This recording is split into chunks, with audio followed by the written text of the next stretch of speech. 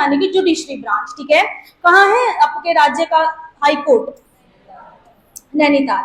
ठीक है, तीसरी ब्रांच जो है जुडिशरी ब्रांच, उत्तराखंड का जो हाई कोर्ट है वो नैनीताल में लाई करता है।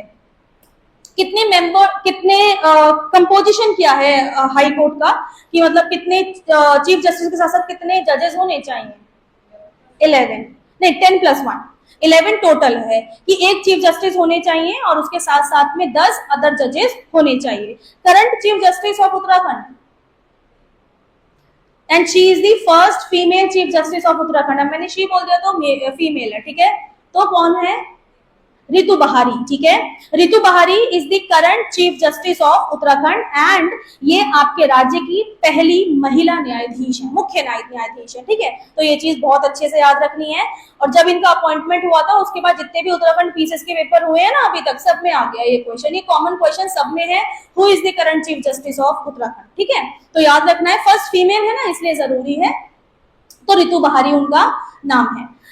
अगला तो अब एक तो आपकी हाई कोर्ट है, हाई कोर्ट के नीचे आपके आते हैं सबऑर्डिनेट कोर्ट्स, यानी कि उन कोर्ट्स के नीचे जो काम करते हैं जिन्हें आप लोअर कोर्ट्स के नाम से भी जानते हो, दीवानी और फौजदारी न्यायालय। ठीक है, फौजदारी न्यायालयों में कौन से केसेस, सिविल या क्रिमिनल?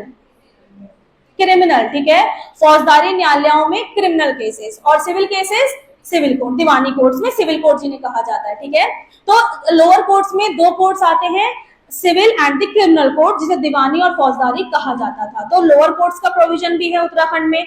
और अगर हाई कोर्ट को ऐसा लगता है कि लोअर कोर्ट के किसी भी मैटर में हाई कोर्ट हस्तक्षेप करेगा तो हाई कोर्ट कर सकता है, या फिर अगर किसी भी ग्रीव्ड पर्सन को, किसी भी व्यक्ति को ऐसा लगा कि उसे न्याय नहीं मिला है लोअर कोर्ट से, तो वो भी हाई कोर्ट में अपील कर सकता है। ठीक है, high court is the highest court of appeal in state, और सबसे highest court of appeal in country is supreme court. ठीक है, किसी राज्य में सबसे उच्च कोर्ट जो होता है वो हाई कोर्ट ही होता है।